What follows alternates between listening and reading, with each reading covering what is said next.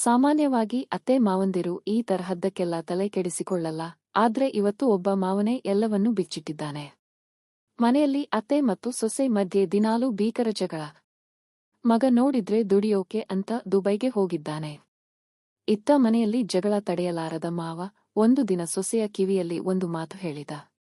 ಅದೇ ತರಹ ತನ್ನ ಹೆಂಡತಿಗೂ ಅತ್ತೆಗೆ ಒಂದು ಐಡಿಯಾ ಕೊಟ್ಟ. ಅವರಿಬ್ಬರ ಜಗಳ ಆಮೇಲೆ ನಿಂತಿತೋ ಇಲ್ಲವೋ ಗೊತ್ತಿಲ್ಲ.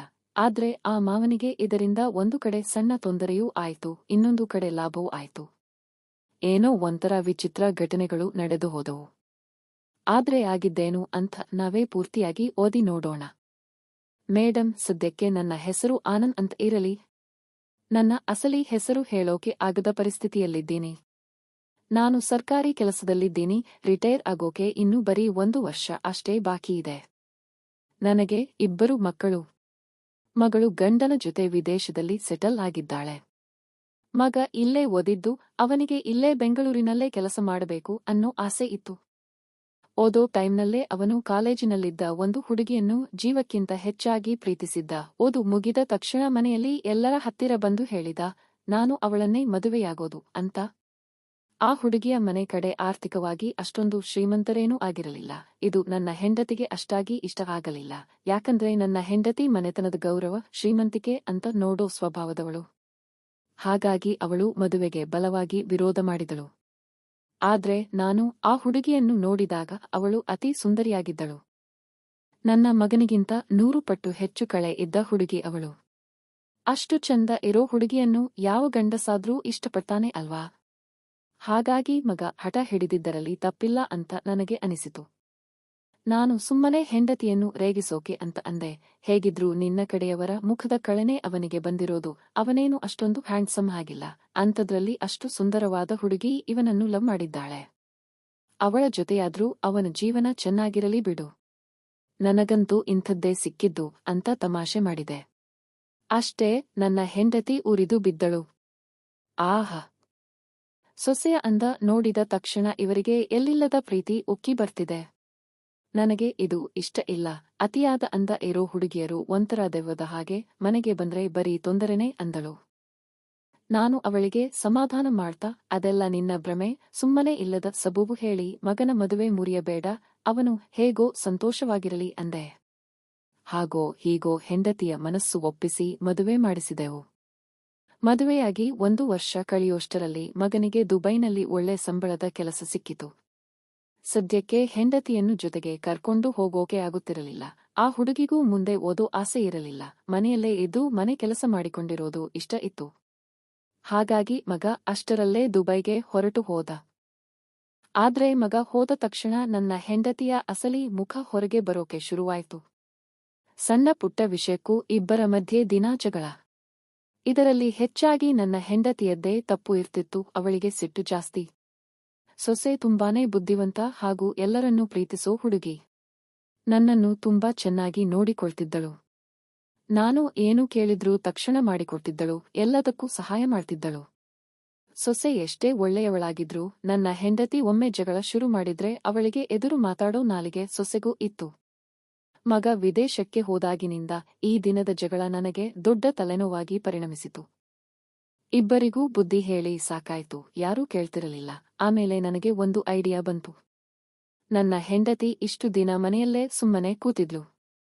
ಈ ಮಧ್ಯೆ ನಮ್ಮ ಮೈಸೂರಿನ ಊರಿನ ಹತ್ತಿರ ಇರುವ ಸ್ತ್ರೀಶಕ್ತಿ ಸಂಘದ ಮಹಿಳೆಯರೆಲ್ಲ ಸೇರಿ ಒಂದು ಸ್ವೀಟ್ಸ್ ಮತ್ತು ಸ್ನ್ಯಾಕ್ಸ್ ಮಾಡೋ ಬಿಸಿನೆಸ್ ಶುರು ಮಾಡಿದ್ರು. ಅದನ್ನ ಉಸ್ತುವಾರಿ ನೋಡಿಕೊಳ್ಳೋಕೆ ನನ್ನ ಹೆಂಡತಿಯನ್ನು ಕರೆದಿದ್ರು. ಯಾಕಂದ್ರೆ ಅವಳು ಅಡುಗೆ ಮಾಡೋದ್ರಲ್ಲಿ ಎಕ್ಸ್ಪರ್ಟ್. ಆದ್ರೆ ಅವಳು ಹೋಗಿರಲಿಲ್ಲ. ಈಗ ಮನೆಯಲ್ಲಿ ಜಗಳ ಜಾಸ್ತಿ ಆದಾಗ ನಾನು ಅವಳಿಗೆ ಅಂದೆ, ನೀನು ದಿನ ಬೆಳಗ್ಗೆ ಎದ್ದು ಅಲ್ಲಿಗೆ ಹೋಗು, ಸಂಜೆವರೆಗೂ ಅಲ್ಲೇ ಇದ್ರೆ ನಿನಗೆ ಇಲ್ಲೇ ಟೈಮ್ ಪಾಸ್ ಮಾಡೋಕೆ ಆಗುತ್ತೆ. ಇಲ್ಲಿ ಜಗಳ ಆಡೋದು ತಪ್ಪುತ್ತೆ. ಅವಳು ಅಲ್ಲಿಗೆ ಹೋದ್ರೆ ಸೊಸೆ ಇಲ್ಲೇ ಇರ್ತಾಳೆ, ಹೇಗೋ ಮ್ಯಾನೇಜ್ ಮಾಡಬಹುದು ಅಂತ ಅವಳನ್ನು ಒಪ್ಪಿಸಿ ಆ ಕೆಲಸಕ್ಕೆ ಕಳಿಸಿಕೊಟ್ಟೆ. ಅವಳು ಸಂಜೆ ಮನೆಗೆ ಬಂದ ಮೇಲೆ ಅಡುಗೆ ಮನೆ ಕಡೆ ಹೋಗದಂತೆ ನೋಡಿಕೊಳ್ಳುತ್ತಿದ್ದೆ. ಏನಾದ್ರೂ ಬೇಕಿದ್ರೆ ಮುಂಚೆಯೇ ಮಾಡಿಡೋಕೆ ಹೇಳ್ತಿದ್ದೆ. ಇಬ್ಬರೂ ಮುಖಾಮುಖಿ ಆಗೋ ಸಂದರ್ಭಗಳನ್ನೇ ತಪ್ಪಿಸೋದು ನನ್ನ ಮುಖ್ಯ ಕೆಲಸ ಆಗಿತ್ತು. ಆಗಲೇ ನನಗೆ ನೆಮ್ಮದಿಯಾಗಿ ಮಲಗೋಕೆ ಆಗ್ತಿದ್ದದ್ದು. ಇದರ ಮಧ್ಯೆ ನಮ್ಮ ಮನೆಯ ಮೊದಲನೇ ಮಹಡಿಯಲ್ಲಿ ಮೇಲ್ಗಡೆ ಒಂದು ರೂಮ್ ಇತ್ತು. ಆದ್ರೆ ಅದನ್ನ ಇನ್ನೂ ಸರಿಯಾಗಿ ರೆಡಿ ಮಾಡಿಸಿರಲಿಲ್ಲ. ನಾನು ಅಂದುಕೊಂಡೆ, ಅದನ್ನ ಕ್ಲೀನ್ ಮಾಡಿಸಿಬಿಟ್ರೆ ಸೊಸೆ ಮೇಲ್ಗಡೆ ಇರಬಹುದು, ಅವಳಿಗೆ ಅವಳದ್ದೇ ಆದ ಪ್ರಪಂಚ ಇರುತ್ತೆ ಅಂತ. ಅಷ್ಟಕ್ಕೂ ಮನೆಯಲ್ಲಿ ಇವರಿಬ್ಬರ ಮಧ್ಯೆ ಇಷ್ಟೊಂದು ಜಗಳ ನಡೀತಿದೆ ಅನ್ನೋದು ದುಬೈನಲ್ಲಿರೋ ಮಗನಿಗೆ ಗೊತ್ತಿರಲಿಲ್ಲ. ಕೊನೆಗೆ ಒಂದು ದಿನ ಮಗನಿಗೆ ಫೋನ್ ಮಾಡಿ ವಿಷಯ ಗಂಭೀರವಾಗಿ ಹೇಳಿದೆ. ಅಮ್ಮನನ್ನ ಒಂದು ಸಂಸ್ಥೆಗೆ ಕೆಲಸಕ್ಕೆ ಕಳಿಸಿ ಮನೆಯ ಮರ್ಯಾದೆ ಉಳಿಸ್ತಿದ್ದೀನಿ ಅನ್ನೋ ತರಹ ಹೇಳಿದಾಗ ಅವನು ಅಂದ, ಹಾಗಾದ್ರೆ ಮೇಲ್ಗಡೆ ಇರೋ ರೂಮ್ ರೆಡಿ ಮಾಡಿಸಿ ಅಪ್ಪ, ಅವಳು ಅಲ್ಲೇ ಇರಲಿ, ಅದೇ ಒಳ್ಳೆಯದು. ಅಮ್ಮನಿಗೆ ವಿಷಯ ಗೊತ್ತಾದ್ರೆ ನನ್ನ ಜೊತೆ ಜಗಳ ಆಡಬಹುದು, ನಿಮಗೆ ಗೊತ್ತಲ್ವಾ ಅಮ್ಮನ ಸ್ವಭಾವ ಅಂದ. ಹೇಗೋ ಅವನು ದುಡ್ಡನ್ನ ಅಕೌಂಟ್ಗೆ ಹಾಕಿದ. ನಾನು ಮೇಲ್ಗಡೆ ರೂಮ್ ಎಲ್ಲಾ ಪೇಂಟಿಂಗ್ ಮಾಡಿಸಿ ಸೂಪರ್ ಆಗಿ ರೆಡಿ ಮಾಡಿಸಿದೆ. ಆದ್ರೆ ರೂಮ್ ರೆಡಿ ಆದ ತಕ್ಷಣ ಸೊಸೆ ಕರಗಲು ಶುರು ಮಾಡಿದಳು. ಮಾವಯ್ಯ, ನನಗೆ ಒಬ್ಬಳೇ ಮೇಲ್ಗಡೆ ಮಲಗೋಕೆ ತುಂಬಾನೇ ಭಯ ಆಗುತ್ತೆ. ಕೆಳಗಡೆ ನೀವೆಲ್ಲ ಇದ್ದೀರಲ್ವಾ, ನಾನು ಹೆಂಗೆ ಒಬ್ಬಳೇ ಇರೋದು? ಯಾರಾದ್ರೂ ಕಳ್ಳರು ಬಂದ್ರೆ ಏನು ಮಾಡೋದು ಅಂದಳು. ಅದಕ್ಕೆ ನಾನು, ಅಲ್ಲಿಗೆ ಯಾರು ಬರ್ತಾರೆ ಅಮ್ಮ? ಯಾರು ಬರಲ್ಲ, ಬಂದ್ರೂ ಕೆಳಗಡೆನೇ ಬರ್ಬೇಕು, ಅಲ್ಲಿಗೆ ಬರೋಕೆ ಚಾನ್ಸೇ ಇಲ್ಲ, ನೀನು ಹೋಗಿ ಮಲಗು. ಇಲ್ಲಾಂದ್ರೆ ಕೆಳಗಡೆ ಅತ್ತೆ ಸೊಸೆ ಜಗಳ ದೊಡ್ಡದಾಗುತ್ತೆ ಅಂದೆ. ಅದಕ್ಕವಳು, ಸರಿ ಮಾವಯ್ಯ, ಹೋಗ್ತೀನಿ. ಆದ್ರೆ ಮೇಲ್ಗಡೆ ಹಾಲ್ ತರ ಇದೆಯಲ್ಲ, ಅಲ್ಲಿಗೆ ಒಂದು ಟಿವಿ ಹಾಕಿ ಕೊಡಿ. ನೀವು ಸಂಜೆ ಆಫೀಸ್ನಿಂದ ಬಂದ್ಮೇಲೆ ಇಲ್ಲೇ ಬಂದು ಟಿವಿ ನೋಡಿ, ಅವಾಗ ನನಗೆ ಒಂಥರ ಧೈರ್ಯ ಇರುತ್ತೆ ಅಂದಳು. ನಾನು, ಅದು ಒಳ್ಳೆ ಐಡಿಯಾ ಅಂತ ಹೇಳಿ ಒಂದು ಹೊಸ ಟಿವಿ ತಂದು ಅಲ್ಲಿ ಸೆಟ್ ಮಾಡಿದೆ. ನನ್ನ ಹೆಂಡತಿಗೆ ಇದೆಲ್ಲ ಅಷ್ಟಾಗಿ ಇಷ್ಟ ಆಗ್ತಿರಲಿಲ್ಲ. ಸ್ವಂತ ಮಗಳಿಗಿಂತ ಹೆಚ್ಚಾಗಿ ಸೊಸೆಯನ್ನು ಮುದ್ದ ಮಾಡ್ತೀರಾ, ಅವಳು ಸುಂದರಿಯಾಗಿದ್ದಾಳೆ ಅಂತ ನಿಮಗೆ ಅವಳ ಮೇಲೆ ಆಕರ್ಷಣೆ ಜಾಸ್ತಿ ಅಂತ ರಾತ್ರಿ ಹೊತ್ತು ಜಗಳ ಆಡ್ತಿದ್ಲು. ನಾನು ಸಿಟ್ಟಿನಲ್ಲಿ, ಹಾಗಾದ್ರೆ ನೀನು ಆ ಕಡೆ ಸರಿದು ಮಲಗು, ನಾನು ಸೊಸೆ ಹತ್ತಿರನೇ ಹೋಗ್ತೀನಿ ಅಂದೆ.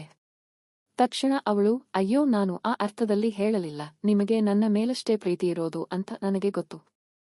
ಹಾಗಿದ್ರೂ ಸೊಸೆ ವಿಷಯ ಯಾಕೆ ಎತ್ತಬೇಕು? ಇನ್ನೆಂದು ಹೀಗೆ ಅನ್ನಬೇಡಿ ಅಂತ ಗದರಿಸಿದಳು. ಹೆಂಗಸರಿಗೆ ಯಾವುದೇ ಲಾಜಿಕ್ ಇರಲ್ಲ, ಸುಮ್ಮನೆ ಜಗಳ ಆಡ್ತಾರೆ. ಸೊಸೆ ಮೇಲ್ಗಡೆ ಶಿಫ್ಟ್ ಆದ ಮೇಲೆ ಕೆಳಗಡೆ ಒಂದು ಗೆಸ್ಟ್ ರೂಮ್ ಖಾಲಿ ಇತ್ತು. ಒಂದು ದಿನ ಹೆಂಡತಿ ಬಂದು ಅಂದಳು, ನೋಡಿ, ನಮ್ಮ ಫ್ಯಾಕ್ಟರಿಯಲ್ಲಿ ಹೊಸ ತರಹದ ಅಡುಗೆ ಮಾಡೋಕೆ ಅಂತ ಮಂಗಳೂರಿನಿಂದ 2 ಮಹಿಳೆಯರು ಬರ್ತಿದ್ದಾರೆ. ಅವರಿಗೆ ರೂಮ್ ಸಿಗೋವರೆಗೂ ಇನ್ಮುಂದೆ ವಾರದಲ್ಲಿ 1-2 ದಿನ ರಾತ್ರಿ ಇಲ್ಲೇ ನಮ್ಮ ಗೆಸ್ಟ್ ರೂಮ್ನಲ್ಲಿ ಇರಲಿ, ಪ್ಯಾಕಿಂಗ್ ಎಲ್ಲ ಮುಗಿದ ಮೇಲೆ ಹೋಗ್ತಾರೆ ಅಂದಳು. ನಾನು, ಅದಕ್ಕೇನಂತೆ, ಕರ್ಕೊಂಡು ಬಂದು ಇರಿಸಿಕೋ ಅಂದೆ. ಹಾಗೆ ಬರೋ ಹೆಂಗಸರಿಗೆ ನನ್ನ ಹೆಂಡತಿ ವಾರದಲ್ಲಿ 1-2 ದಿನ ರಾತ್ರಿ ನಮ್ಮ ಮನೆಯಲ್ಲೇ ಇರೋಕೆ ಬಿಡ್ತಿದ್ದಳು. ನಾನೇನು ಅದನ್ನ ಅಷ್ಟಾಗಿ ಪಟ್ಟಿಸಿಕೊಳ್ಳುತ್ತಿರಲಿಲ್ಲ.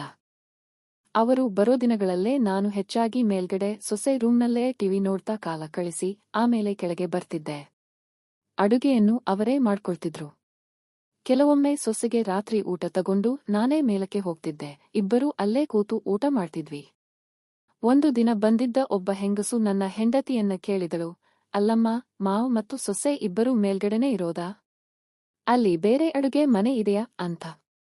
ಇದನ್ನ ಕೇಳಿ ನನಗೆ ಶಾಕ್ ಆಯ್ತು. ನನ್ನ ಹೆಂಡತಿಗೂ ಅದು ಇಷ್ಟ ಆಗಲಿಲ್ಲ. ಆದ್ರೆ ಆ ಹೆಂಗಸರ ಮುಂದೆ ನನ್ನ ಹೆಂಡತಿ ನನ್ನನ್ನೇ ಬೈಯೋಕೆ ಶುರು ಮಾಡಿದಳು. ಮಾವ ಮತ್ತು ಸೊಸೆ ಅಂತ ಬಂದ್ರೆ ಇವರಿಗೆ ಮಗಳಿಗಿಂತ ಹೆಚ್ಚಾಯ್ತು. ಅವಳನ್ನ ಮಗುವಿನ ತರ ಸಾಕೋಕೆ ಹೋಗ್ತಾರೆ. ಅವಳು ನೋಡಿದ್ರೆ ಅಹಂಕಾರದ ಮೂಟೆ. ಅದಕ್ಕೆಲ್ಲ ಗೊಬ್ಬರ ಹಾಕೋದು ನನ್ನ ಮಗ ಮತ್ತು ಈ ಮಾವನೇ ಅಂತ ಏನೇನೋ ಅಂದಳು. ಸುಮ್ಮನೆ ಜಗಳ ಯಾಕೆ ಅಂತ ನಾನು ಅಲ್ಲಿಂದ ಸರಿದು ಹೋದೆ. ಆದ್ರೆ ರಾತ್ರಿ ಆದ ತಕ್ಷಣ ಹೆಂಡತಿ ನನ್ನ ಹತ್ತಿರ ಬಂದು, ನೋಡಿದ್ರೆ ಇಂತಹ ಅನುಮಾನ ಬೇಡ ಅಂತ ನಾನು ಹೆಂಡತಿಯನ್ನು ಚೆನ್ನಾಗಿ ಬೈದೆ. ಅವಳು ಪಾವಂ ಹುಡುಗಿ, ಅವರಿಬ್ಬರೂ ಲವ್ ಮಾಡಿ ಮದುವೆಯಾಗಿದ್ದಾರೆ ಅನ್ನೋದನ್ನ ಮರಿಬೇಡ ಅಂದೆ. ಆದ್ರೆ ಹೆಂಡತಿಗೆ ಸಮಾಧಾನ ಆಗಲಿಲ್ಲ. ಅವಳಿಗೆ ನಿಮ್ಮ ಮೇಲೆ ಬೇರೆನೇ ತರಹದ ಪ್ರೀತಿ ಇದೆ, ನೀವು ಗಮನಿಸುತ್ತಿಲ್ಲ ಅಷ್ಟೇ. ನಿಮಗೆ ಅವಳು ಮಗಳ ತರ ಕಾಣಬಹುದು, ಆದ್ರೆ ಅವಳು ನಿಮ್ಮನ್ನು ಆ ತರ ನೋಡ್ತಿಲ್ಲ ಅಂದಳು. ಹೆಂಡತಿ ಹೇಳಿದ್ದು ನನಗೆ ಬಿಲ್ಕುಲ್ ಅರ್ಥ ಆಗ್ಲಿಲ್ಲ. ಸೊಸೆಯಿಂದ ನನಗೆ ಯಾವುದೇ ತಪ್ಪು ಸಿಗ್ನಲ್ ಸಿಕ್ಕಿರಲಿಲ್ಲ. ಅವಳು ನನ್ನ ಮಗಳ ತರ ತುಂಬಾ ಫ್ರೆಂಡ್ಲಿ ಆಗಿದ್ಲು. ಮಗಳು ಬಂದಾಗಲೂ ಹೀಗೆ ತಾನೇ ಇರೋದು, ಇವಳಿಗೆ ಯಾಕೆ ಇಷ್ಟೊಂದು ಉರಿ ಅಂತ ಅಂದುಕೊಂಡೆ. ಜಾಸ್ತಿ ಮಾತಾಡಿದ್ರೆ ಜಗಳ ರಾದ್ಧಾಂತ ಆಗುತ್ತೆ ಅಂತ ಸುಮ್ಮನಾದೆ. ಹೀಗಿರುವಾಗ ಒಂದು ದಿನ ಆಫೀಸ್ಗೆ ರಜೆ ಇತ್ತು. ಅಂದು ಫ್ಯಾಕ್ಟರಿಯಲ್ಲಿ ಏನೋ ಸ್ಪೆಷಲ್ ಅಡುಗೆ ಇತ್ತು. ಮಂಗಳೂರಿನಿಂದ ಬಂದಿದ್ದ ಆ ಹೆಂಗಸು ಬೆಳಗ್ಗೆ ನಮ್ಮ ಮನೆಗೆ ಬಂದಿದ್ಲು. ಆಮೇಲೆ ಹೆಂಡತಿ ಮತ್ತು ಆಕೆ ಇಬ್ಬರೂ ಫ್ಯಾಕ್ಟರಿಗೆ ಹೋದ್ರು. ಮಧ್ಯಾಹ್ನ ಆದ್ರೂ ಹೆಂಡತಿ ಮನೆಗೆ ಬರಲಿಲ್ಲ. ಆದ್ರೆ ಆ ಮಂಗಳೂರಿನ ಹೆಂಗಸು ಮಾತ್ರ ಮಧ್ಯಾಹ್ನದ ಅಡುಗೆ ಟೈಮ್ಗೆ ವಾಪಸ್ ಬಂದ್ಲು. ಆ ಸಮಯದಲ್ಲಿ ನಾನು ಮತ್ತು ಸೊಸೆ ತೋಟದಲ್ಲಿ ಕೆಲಸ ಮಾಡ್ತಾ ಇದ್ವಿ. ಆ ಹೆಂಗಸು ನನ್ನ ಹತ್ತಿರ ಬಂದು, ಸಾರ್ ಸ್ವಲ್ಪ ಹೀಗೆ ಬನ್ನಿ, ಒಂದು ಮುಖ್ಯವಾದ ವಿಷಯ ಹೇಳ್ಬೇಕು ಅಂದಳು. ನಾನು, ಇಲ್ಲೇ ಹೇಳಿ ಅಂದೆ. ಅದಕ್ಕವಳು, ಅಯ್ಯೋ ಸೊಸೆ ಮುಂದೆ ಹೆಂಗೆ ಹೇಳೋದು ಅಂದಳು. ನಾನು ಅವಳಿಗೆ ಗೊತ್ತಾಗಬಾರದು ಅಂತದ್ದೇನಿಲ್ಲ, ಹೇಳಿ ಅಂದೆ.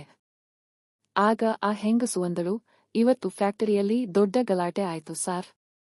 ಅಲ್ಲಿಗೆ ದಿನ ಸಾಮಗ್ರಿ ತರೋ ವ್ಯಾನ್ ಡ್ರೈವರ್ ಇದ್ದಾನಲ್ಲ, ಅವನಿಗೆ 28 ವರ್ಷ ಇರಬಹುದು, ಮದುವೆಯಾಗಿ ಒಂದು ಮಗುವೂ ಇದೆ.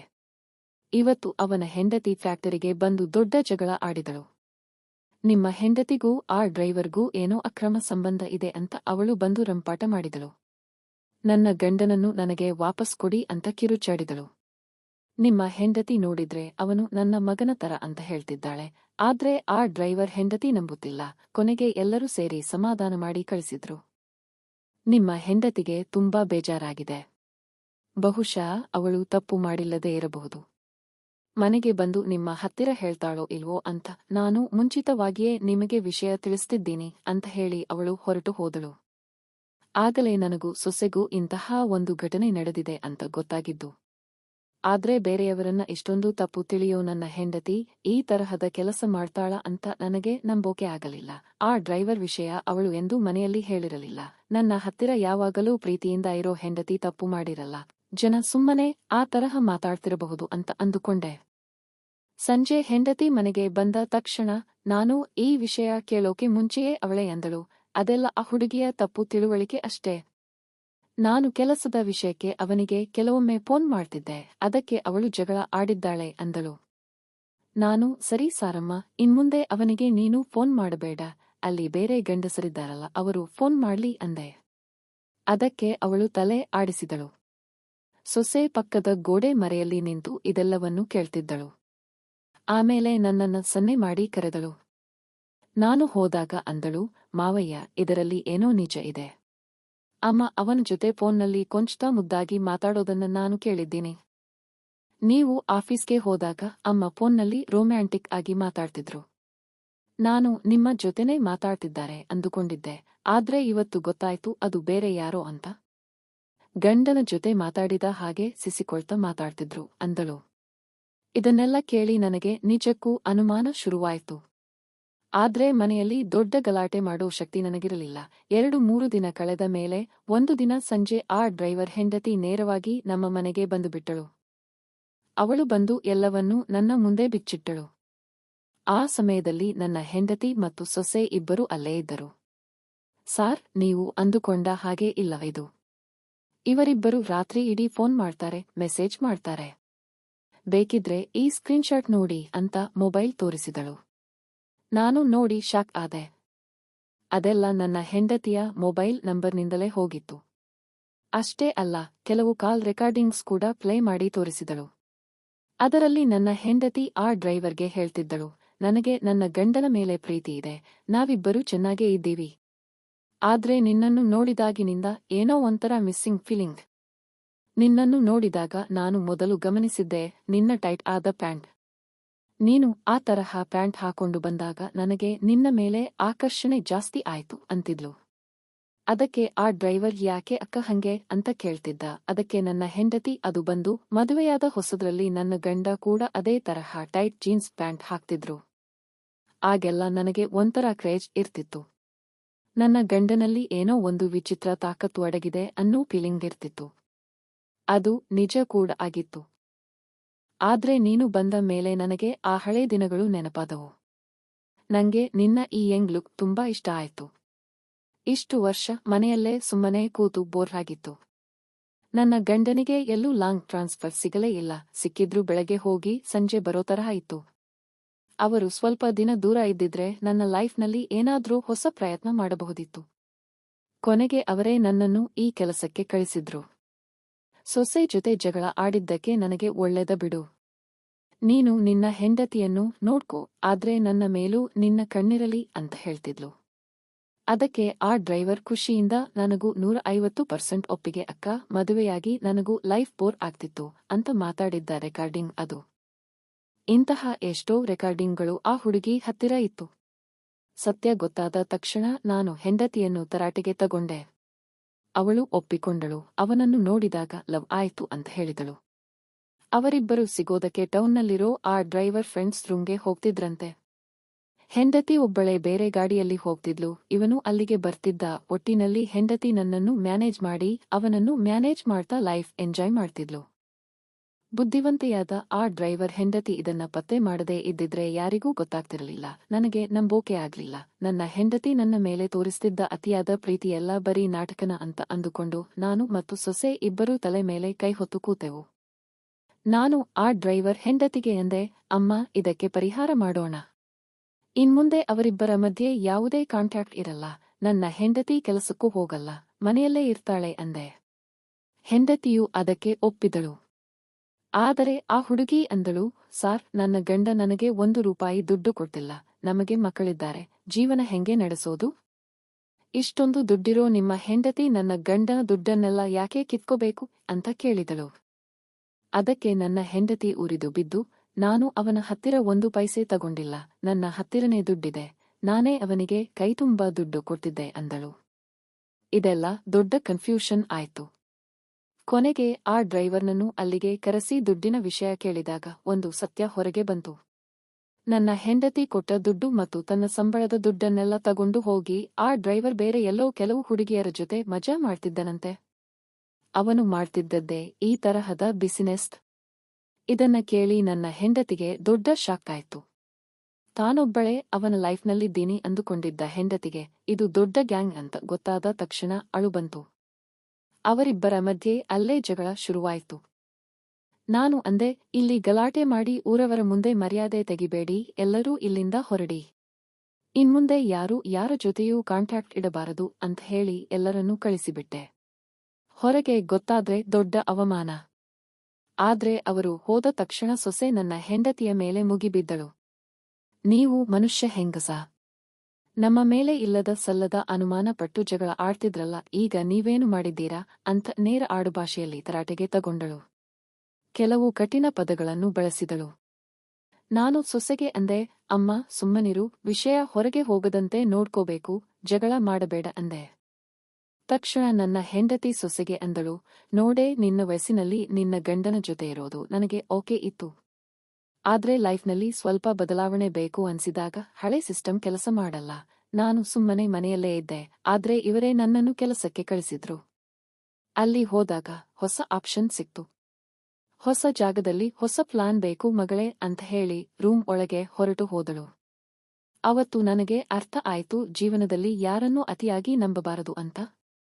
ಎಲ್ಲರಿಗೂ ಅವರದ್ದೇ ಆದ ಕೆಲವು ಆಸೆಗಳಿರುತ್ತವೆ. ಹೆಂಡತಿಯ ಸುಳ್ಳು ಪ್ರೀತಿಯನ್ನು ನಂಬಿ ಎಷ್ಟು ವರ್ಷ ವೇಸ್ಟ್ ಮಾಡಿದೆ ಅಂತ ನೆನೆಸಿಕೊಂಡರೆ ಬೇಜಾರಾಗುತ್ತೆ. ಅಂದಿನಿಂದ ನಮ್ಮಿಬ್ಬರ ಮಧ್ಯೆ ಗಂಡ ಹೆಂಡತಿ ಸಂಬಂಧ ಪೂರ್ತಿಯಾಗಿ ಕಟ್ ಆಯ್ತು. ಒಂದು ದಿನ ಹೆಂಡತಿ ಬಂದು ಅಂದಳು, ಅವನು ಹೆಂಗಾದ್ರೂ ಹೋಗ್ಲಿ, ನನಗೆ ಸಂಬಂಧ ಇಲ್ಲ. ಆದ್ರೆ ನನ್ನ ಮನಸ್ಸಿನ ಆಸೆಗಳನ್ನ ಹತ್ತಿಕ್ಕೋಕೆ ನನ್ನಿಂದ ಆಗಲ್ಲ. ಇನ್ಮುಂದೆ ನಿಮ್ಮ ಜೊತೆ ಹಳೆ ತರ ಇರೋಕೆ ನನ್ನಿಂದ ಸಾಧ್ಯವಿಲ್ಲ. ನೀವು ಆ ತರ ಆಸೆ ಪಡಬೇಡಿ ಅಂದಳು. ನಾನು ಅಂದೆ, ನಾನು ಯಾವತ್ತೂ ದೂರ ಆಗಿದ್ದೀನಿ, ನೀನು ಎಲ್ಲಾದರೂ ಹೋಗು. ಆದ್ರೆ ಕೆಟ್ಟ ಹೆಸರು ಬಂದ್ರೆ ನೀನೇ ಮ್ಯಾನೇಜ್ ಮಾಡ್ಕೋ ಅಂದೆ. ಅದಕ್ಕೆ ಅವಳು, ಅದೆಲ್ಲ ನಾನು ನೋಡ್ಕೊಳ್ತೀನಿ ಅಂದಳು. ನಾನು ಅಂದೆ, ಹಾಗಾದ್ರೆ ನನ್ನ ವಿಷಯಕ್ಕೂ ನೀನು ಬರಬೇಡ. ನಾನು ಎಲ್ಲಿಗೆ ಹೋಗ್ತೀನಿ, ಏನು ಮಾಡ್ತೀನಿ ಅಂತ ನೀನು ಕೇಳಬಾರದು. ನನ್ನನ್ನು ಮತ್ತು ಸೊಸೆಯನ್ನು ಸೇರಿಸಿ ಏನಾದ್ರೂ ಮಾತಾಡಿದ್ರೆ ನಾವಿಬ್ಬರೂ ಈ ಮನೆ ಖಾಲಿ ಮಾಡಿ ಟೌನ್ನಲ್ಲಿ ಫ್ಲಾಟ್ ತಗೊಂಡು ಇರ್ತೀವಿ. ಈ ವಿಷಯವನ್ನು ನಾನು ಆಲ್ರೆಡಿ ಮಗನಿಗೂ ಹೇಳಿದ್ದೀನಿ ಅಂದೆ. ಅದಕ್ಕೆ ಅವಳು ತಲೆ ಆಡಿಸಿ, ಸರಿ, ನಿಮ್ಮ ವಿಷಯಕ್ಕೆ ನಾನು ಬರಲ್ಲ ಅಂದಳು. ಅದಾದ ಮೇಲೆ ಮನೆಯಲ್ಲಿ ನೆಮ್ಮದಿ ಬಂತು. ಯಾರು ಯಾರ ವಿಷಯದಲ್ಲೂ ತಲೆ ಹಾಕುತ್ತಿರಲಿಲ್ಲ. ನಾನು ಮತ್ತು ಸೊಸೆ ಮಾತ್ರ ಒಂದಾಗಿ ನಮ್ಮ ಪಾಡಿಗೆ ನಾವಿದ್ವಿ. ಕೆಲವೊಮ್ಮೆ ಇಬ್ಬರು ಸೇರಿ ಪ್ರವಾಸ ಕೂಡ ಹೋಗಿ ಬರ್ತಿದ್ವಿ, ಆದ್ರೆ ಅದಕ್ಕೆ ಯಾವುದೇ ತಪ್ಪು ಅರ್ಥ ಇರಲಿಲ್ಲ. ಈ ಮಧ್ಯೆ ನಾವಿಬ್ಬರು ಫ್ರೆಂಡ್ಸ್ ತರಹ ಹಳೆ ಕತೆಗಳನ್ನೆಲ್ಲ ಮುಕ್ತವಾಗಿ ಹಂಚಿಕೊಳ್ಳೋಕೆ ಶುರು ಮಾಡಿದ್ವಿ. ಒಂದು ದಿನ ಸೊಸೆ ಅಂದಳು, ಮಾವಯ್ಯ, ಹೀಗೆ ಸುಮ್ಮನೆ ಕೂತ್ರೆ ಲೈಫ್ ಮುಗಿದು ಹೋಗುತ್ತೆ. ನಿಮಗೂ ವಯಸ್ಸಾಗ್ತಿದೆ. ಇನ್ಮುಂದೆ ಲೈಫ್ ಎಂಜಾಯ್ ಮಾಡಬೇಕು. ನಾನು ಒಂದು ಆಪ್ಷನ್ ಹೇಳ್ತೀನಿ ಕೇಳಿ ಅಂದಳು. ಏನದು ಅಂತ ಕೇಳಿದ್ದಕ್ಕೆ ಅವಳು ಹೇಳಿದಳು, ಅವಳ ಜೊತೆ ಕಾಲೇಜಿನಲ್ಲಿ ಓದುತ್ತಿದ್ದ ಒಬ್ಬ ಸೀನಿಯರ್ ಹುಡುಗಿ ಇದ್ದಾಳಂತೆ. ಮನೆಯವರು ನೋಡಿ ಮದುವೆ ಮಾಡಿಸಿದ್ದರು. ಆದ್ರೆ ಆ ಗಂಡನಿಗೆ ಹೆಂಗಸರ ಮೇಲೆ ಯಾವುದೇ ಆಸಕ್ತಿ ಇರಲಿಲ್ಲವಂತೆ. ಆದ್ರೆ ಗಂಡನನ್ನು ಬಿಟ್ಟು ಬರೋಕೆ ಅವಳಿಗೆ ಇಷ್ಟ ಇರಲಿಲ್ಲ. ಟೌನ್ನಲ್ಲಿ ಒಂದು ದೊಡ್ಡ ಫ್ಲಾಟ್ನಲ್ಲಿ ಒಬ್ಬಳೇ ಇರ್ತಾಳಂತೆ, ಮಕ್ಕಳಿಲ್ಲ. ಅವಳ ಗಂಡ 3 ತಿಂಗಳಿಗೊಮ್ಮೆ ಬರೀ 15 ದಿನ ಮಾತ್ರ ರಜೆಗೆ ಬರ್ತಾನಂತೆ. ಆ ಟೈಮ್ನಲ್ಲಿ ಅವರಿಬ್ಬರೂ ಪ್ರೀತಿಯಿಂದ ಇರೋ ತರಹ ನಾಟಕ ಮಾಡ್ತಾರಂತೆ. ಆದ್ರೆ ಹೀಗೆ ಲೈಫ್ ಪೂರ್ತಿ ಇರೋಕೆ ಆಗಲ್ಲ ಅಲ್ವಾ?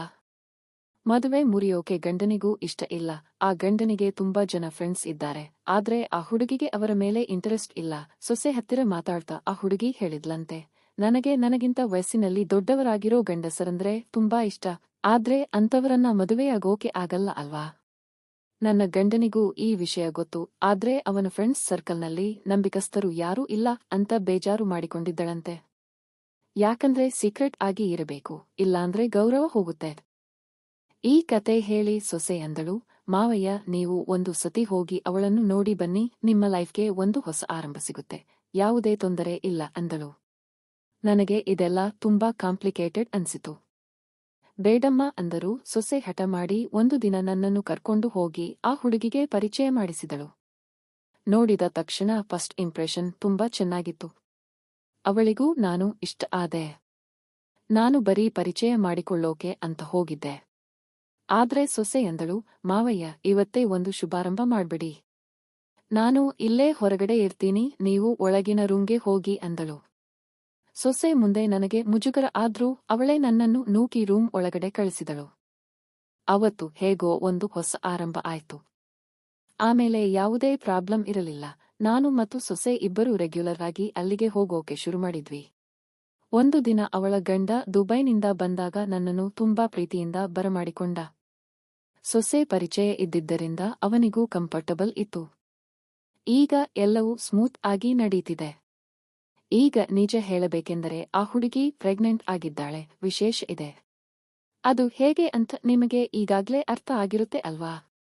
ನನ್ನ ಸೊಸೆ ನನ್ನ ಜೊತೆ ಗಟ್ಟಿಯಾಗಿ ನಿಂತಿದ್ದಾಳೆ. ನಾವಿಬ್ಬರು ಮಾತ್ರ ಈ ರಹಸ್ಯ ಕಾಪಾಡಿಕೊಂಡಿದ್ದೀವಿ. ಸೊಸೆ ಹೇಳ್ತಾಳೆ, ಇದೆಲ್ಲ ಒಂದು ದಾನ ಅಂತ ಅಂದುಕೊಳ್ಳಿ ಮಾವಯ್ಯ ಅಂತ. ನನ್ನ ಜೊತೆ ಒಬ್ಬ ಒಳ್ಳೆ ಫ್ರೆಂಡ್ ತರ ಇದ್ದಾಳೆ. ನಮಗೆ ಕೆಲವೊಮ್ಮೆ ಅನ್ಸುತ್ತೆ, ನಾವು ಹೋದ ಜನ್ಮದಲ್ಲಿ ಒಳ್ಳೆ ಗಂಡಸು ಫ್ರೆಂಡ್ಸ್ ಆಗಿದ್ವೇನೋ ಅಂತ. ನನ್ನ ಹೆಂಡತಿ ನಮ್ಮ ಬಗ್ಗೆ ತಲೆ ಕೆಡಿಸಿಕೊಳ್ಳಲ್ಲ. ಅವಳ ಪಾಡಿಗೆ ಅವಳಿದ್ದಾಳೆ. ನಮ್ಮ ಪಾಡಿಗೆ ನಾವಿದ್ದೀವಿ. ಮಗ ಇನ್ನು 2 ತಿಂಗಳಲ್ಲಿ ಊರಿಗೆ ಬರ್ತಾನೆ. ಈ 1 ವರ್ಷದಲ್ಲಿ ನನ್ನ ಲೈಫ್ನಲ್ಲಿ ಎಷ್ಟೋ ಟ್ವಿಸ್ಟ್ಗಳು ನಡೆದು ಹೋಗಿವೆ. ಇದನ್ನ ಹೆಂಗೆ ಸಮರ್ಥಿಸಿಕೊಳ್ಳಬೇಕು ಅಂತ ನನಗೆ ಗೊತ್ತಿಲ್ಲ. ಆದ್ರೆ ನನ್ನ ಜೀವನದ ಪರಿಸ್ಥಿತಿಯನ್ನು ನಿಮ್ಮ ಮುಂದೆ ಹೇಳಿಕೊಂಡಿದ್ದೀನಿ ಅಷ್ಟೇ. ನಾವು ಅಂದುಕೊಂಡ ಹಾಗೆ ಜೀವನ ಸಾಗಲ್ಲ. ಎಲ್ಲ ಲೈಫ್ ಸ್ಟೋರಿನೂ ಒಂದೇ ತರ ಇರಲ್ಲ ಅಲ್ವಾ ಮೇಡಮ್? ಇದನ್ನ ಓದಿ ನಿಮ್ಮ ಅಭಿಪ್ರಾಯ ತಿಳಿಸಿ.